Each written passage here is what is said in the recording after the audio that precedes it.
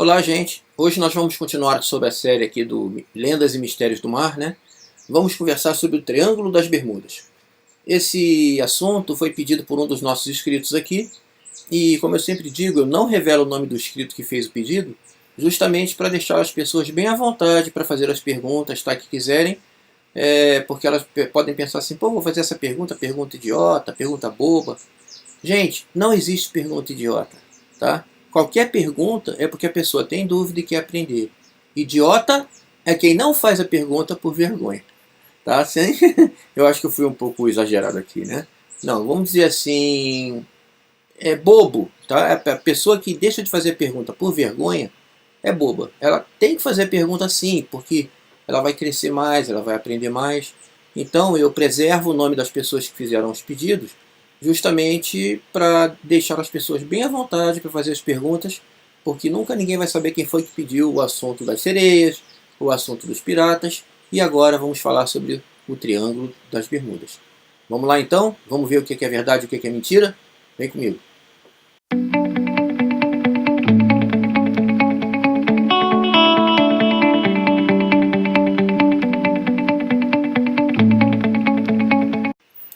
O Triângulo das Bermudas, gente, ele fica ali no Mar do Caribe, tá? Uma das pontas dele fica em Miami, na Flórida. A outra ponta do triângulo fica na ilha Bermuda. E a outra ponta fica em San Juan, em Porto Rico, lá em Porto Rico, tá?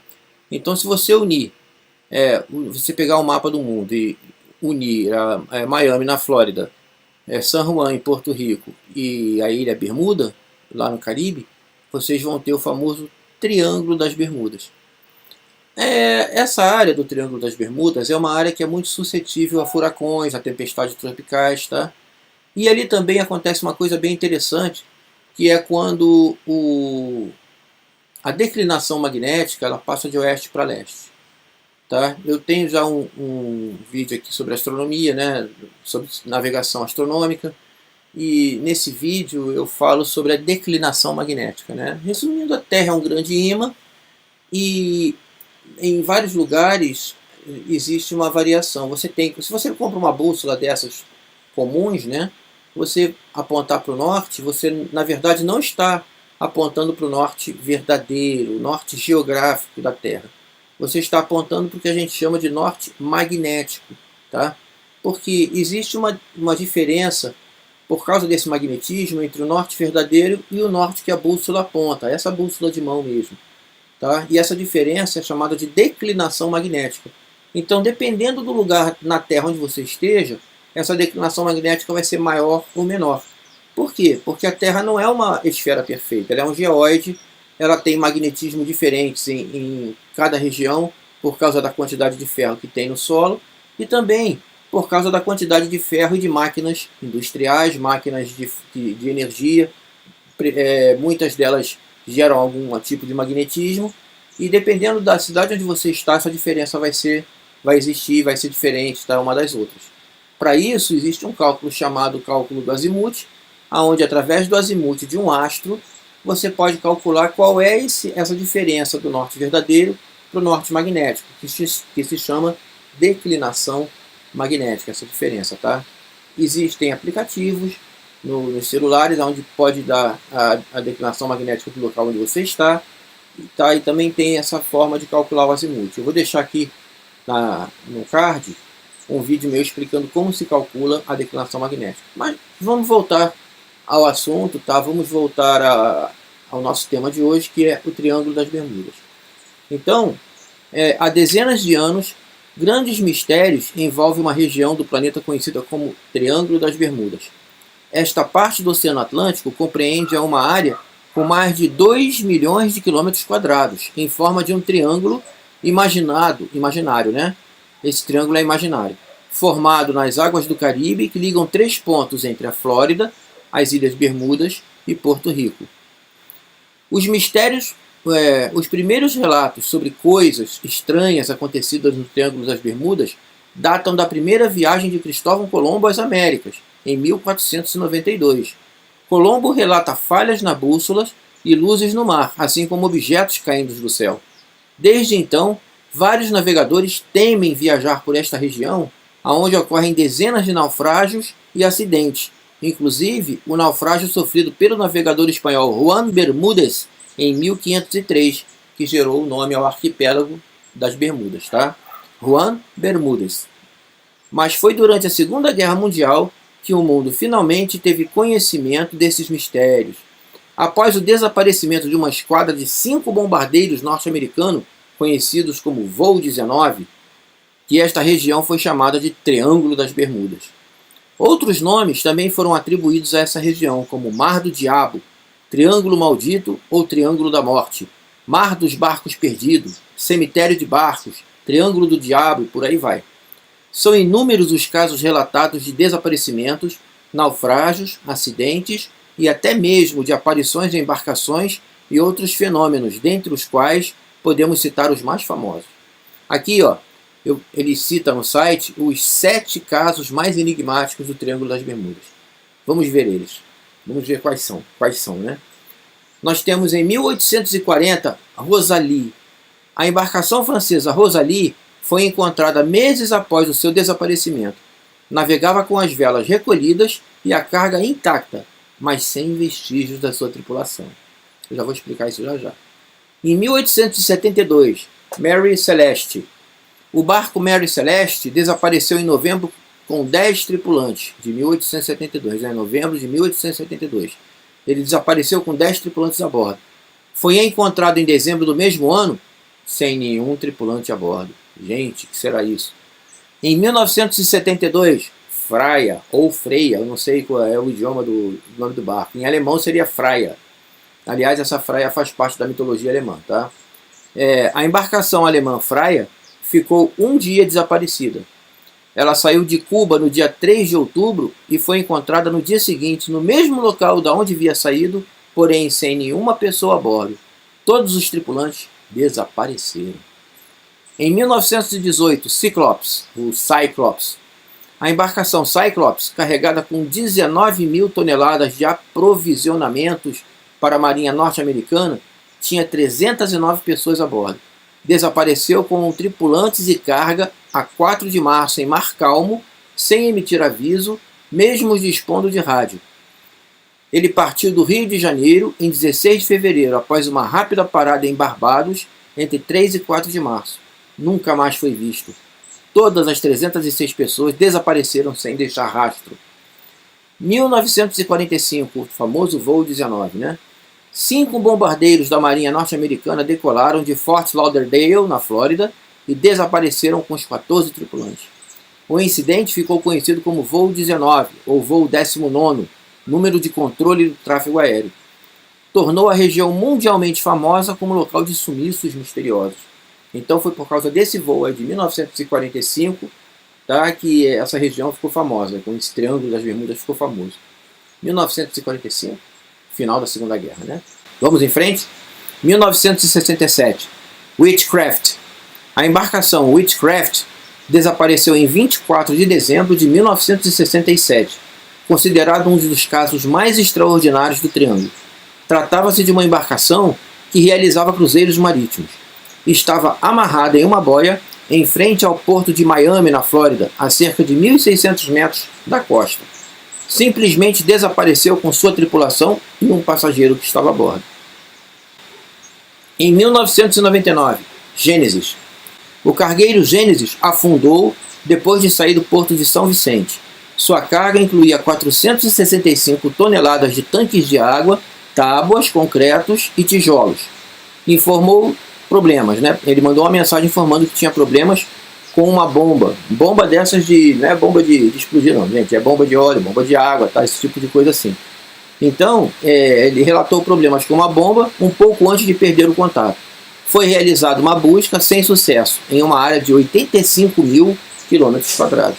Bom, gente, agora vamos ver então a causa desses mistérios. Vamos ver por que aconteceu essas coisas.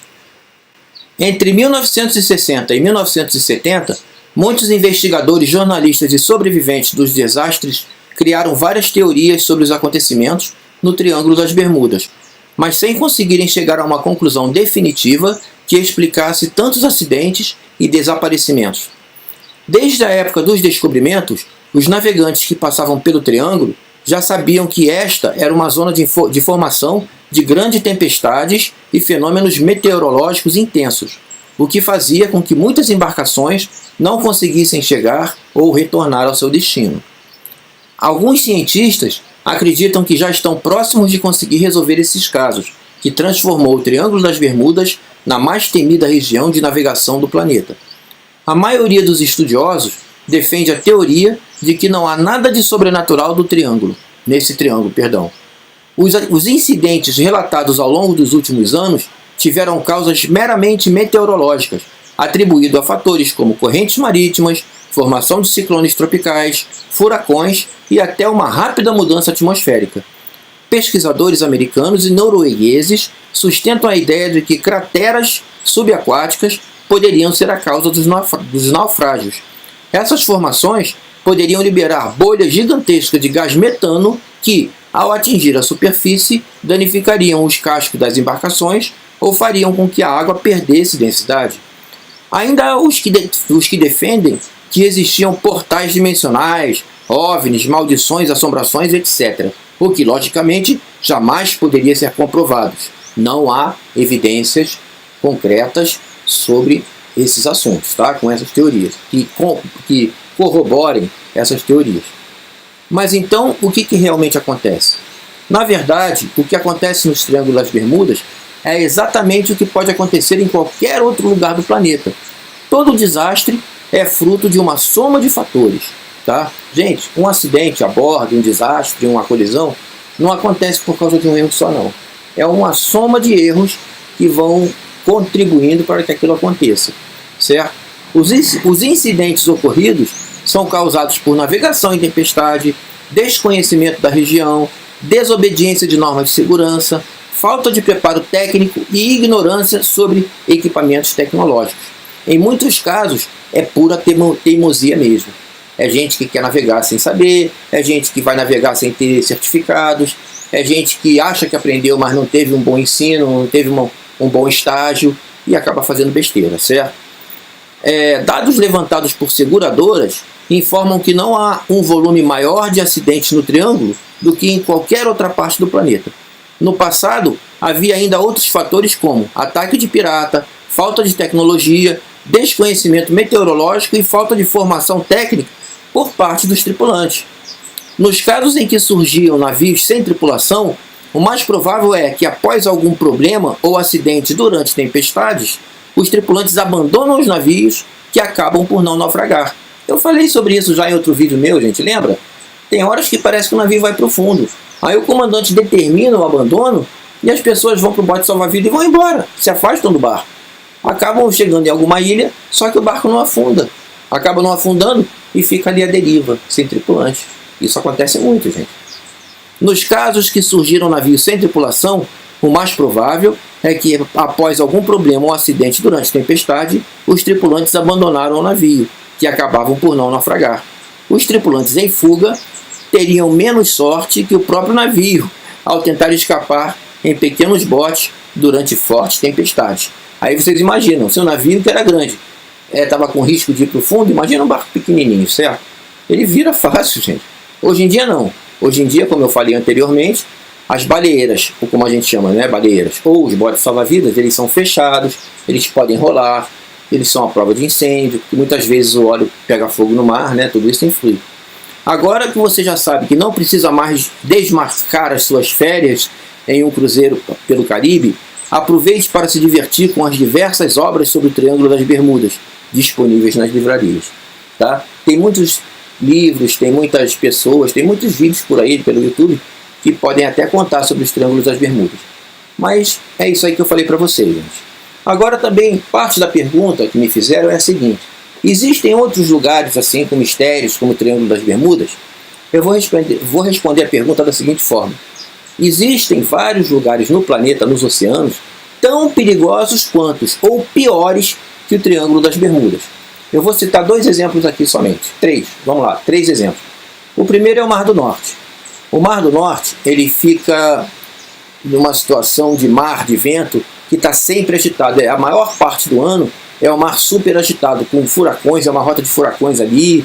Então o que acontece é que muitas vezes os barcos têm que se recolher, têm que se afastar, sair daquela área, ir para lugares abrigados e seguros, porque o mar ali é muitas vezes, durante muito tempo do ano, muito alto, ventos muito fortes, e muitos navios sofrem ali naquela região.